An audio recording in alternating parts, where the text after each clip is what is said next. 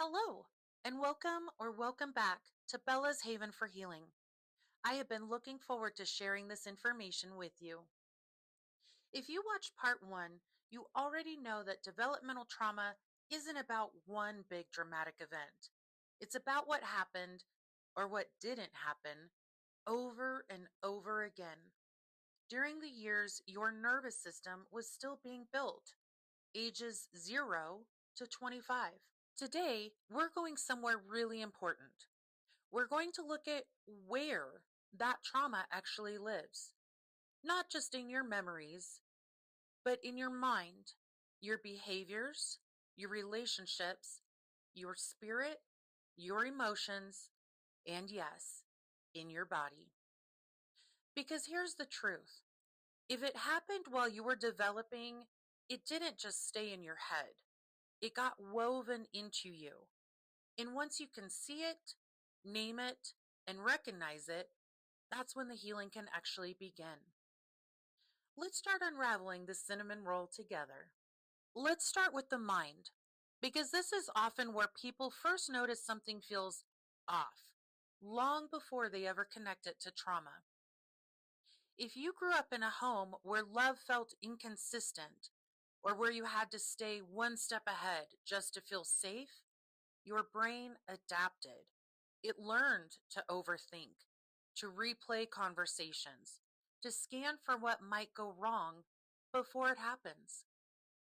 Some of you may have been told you were too much, too intense, or too gifted as a child. Labels that were really just your nervous system trying to survive an environment that did not feel safe. This can look like obsessive overthinking, what looked like ADHD, but was actually a trauma response. Being labeled gifted, intense, or disruptive growing up. Not trusting your own memory or perception of what happened. Black and white thinking. Everything feels all or nothing. A harsh inner critic that never lets up. Catastrophizing or constantly bracing for what could go wrong. Losing time or struggling to concentrate under stress. If any of this is landing for you, I want you to hear me. Your mind is not broken. It adapted exactly the way it needed to in order to keep you safe. Now, let's talk about behavior, because trauma doesn't just live in thought. It shows up in what we do, often without us even realizing why. Some examples are overgiving just to feel worthy, wanted, or needed. Avoiding conflict by silencing your own truth. People pleasing or fawning. Perfectionism, the all or nothing effort. Procrastination or freezing up on tasks. Hypervigilance, always scanning rooms, people, even tone of voice, looking for danger. Self-sabotage, especially right before something good happens. Workaholism, or staying compulsively busy to avoid stillness. And dissociation, just zoning out, feeling far away from your own life. These are not character flaws. They're survival strategies that made sense once. The question healing asks isn't, what's wrong with me? It's asking, what happened to me and what did I have to become to survive it? Spiritual and existential symptoms is one that does not get talked about enough. Developmental trauma can disconnect you not just from other people, but from yourself, your intuition, and even your sense of purpose. This can look like disconnection from your intuition or inner knowing, losing your sense of purpose, or constantly asking, why am I here? Feeling spiritually abandoned or even punished. Difficulty trusting a higher power or the universe to hold you. Spiritual bypassing, which is using spirituality to avoid actually feeling. seeking outside gurus or saviors instead of trusting yourself, feeling unworthy of love, grace, ease, or forgiveness. Disconnection from your own body is something sacred or safe. If you've ever felt spiritually lost, even while doing all the right things, this is why. Reconnecting to your own inner voice is part of the healing journey home. Trauma does not just shape how you feel about yourself, it shapes how you show up in every relationship you've ever had. This can be seen by repeatedly attracting emotionally unavailable partners, narcissistic partners, because they're recreating familiar patterns from early caregivers. Fear of abandonment or of being too needy, caretaking others to avoid being rejected, confusion between love and obligation, walking on eggshells, especially around authority figures, feeling unseen, unchosen, unheard, and replaceable, struggling to say no, set boundaries, or express anger, a need to control every aspect of life and the environment. This is an antidote to early chaos. Or, on the other end, narcissistic defenses, emotional shutdown, lack of empathy, extreme self protection. Can also look like people pleasing, fawning, over accommodating, sabotaging relationships or pushing people away, overachieving to feel worthy, chronic caretaking or fixing others, staying in unhealthy or abusive dynamics, avoiding conflict at all costs, and becoming whoever others need you to be. You can lead a horse to beautiful water, but if they don't want to drink, they won't. And sometimes the hardest relationship pattern to unlearn is the one where you keep trying to lead everyone else to the water while forgetting to offer some water to yourself. Before we move into emotions and the body, I want to give a quick preview of something I'll be covering in a full dedicated video because it ties everything together. When your nervous system perceives a threat, it does not ask permission. It automatically defaults to one of four responses: fight, which is the controlling of the situation, anger or confrontation as protection, flight, staying busy, trying to escape, or perfectionism to outrun the threat. Freezing is shutting down, numbness, feeling stuck or paralyzed. And fawning, that's where people pleasing and self-abandonment come into play to stay safe. Most of us default to one or two of these more than the others. And once you know your pattern, you can start working with your nervous system instead of feeling controlled by it. We'll go much deeper into this topic in a separate video. Now we're getting even closer to the body because emotions are really just energy in motion. And when they don't get to move all the way through, they get stuck. This looks like fear of being too much or a burden, anxiety about being too loud, too sensitive, or too emotional, shame around needing rest, comfort, or support, feeling responsible for other people's emotions, self-abandonment in relationships, emotional numbness or feeling disconnected from your own feelings, and sudden emotional flooding that feels too big for the moment. And lastly, sugar binges or food attachment in moments of pain. If you've ever felt like your emotions were too much for the people around you, I promise you, it was never too much. It just didn't have anywhere safe to go. And that brings us to the last stop today, the body. Before we move into the fuller list of physical symptoms, I want to show you something that ties everything that we've just talked about directly into the body. Because emotions are not abstract, they have an actual address inside of you. There are 8 emotions that show up again and again in developmental trauma. Let's walk through each one and where it tends to live. First up is shame. Shame is often felt in the face, the eyes, the chest, the shoulders, and solar plexus. The posture literally collapses inward.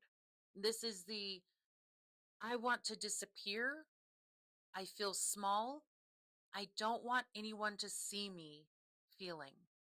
Next is guilt, often felt in the chest, the heart, the stomach, and the upper abdomen. It shows up as heaviness, pressure, tightness, that knot in your stomach when you feel like it was your job to keep the peace. Third on the list is fear. Fear is held in the chest, the heart, stomach, jaw, neck, the shoulders, and even the pelvic floor and legs. This is the butterflies, the racing heart, the trembling, and the held breath. Next is sadness or deep grief, commonly felt in the heart, the lungs, the chest, throat, eyes, the upper back, and even the skin. Heaviness, chest pressure, that lump in your throat, and difficulty taking a full breath. Loneliness. Loneliness is often felt in the heart, the chest, throat, and the upper back, especially between the shoulder blades. It feels like emptiness, like an aching hollowness. Next is confusion. This one tends to live in the head, forehead, eyes, neck, and the shoulders. This is the brain fog, headaches, difficulty focusing and thinking clearly, especially when love and harm were intertwined growing up. Number 7 is anger. Anger is held in the jaw, teeth, neck, shoulders, chest, arms, and the hands, often as clenched fists. In traditional Chinese medicine, anger is also associated with the liver and right side rib cage. People often describe heat, pressure, muscle tension, and a clenched jaw. Last is inadequacy or unworthiness. This is frequently felt in the solar plexus, the chest, the heart, and the stomach, often paired with collapsed posture and a lack of confidence. This is the hole in my chest or the punched in the stomach feeling. Here's what's so important to understand. These emotions do not stay contained. When they're held in the body repeatedly, sometimes over years, even decades, they overlap, they intensify, and they spread. They can become woven into your nervous system, your posture, your breathing, your energy, and even your sense of self. This is exactly why healing requires more than just rational understanding. You cannot think your way out of this. It requires reconnecting with and releasing what your body has been carrying for so long. Awareness is the first step, and healing is the journey home. As Dr. Vanderkolk, a medical doctor, puts it so simply in the title of his book, The Body Keeps the Score, and that's exactly what we're about to walk through. Here's something I want you to really sit with. Developmental trauma happened while your nervous system was still forming, which means it didn't just get remembered, it got encoded into your muscles, your breath, your gut, and your immune system. Physical symptoms can look like chronic muscle tension with migraines, TMJ, especially in the neck, shoulders, lower back, and pelvic floor area, clenched fists, even at rest, and lower back tension from years of bracing.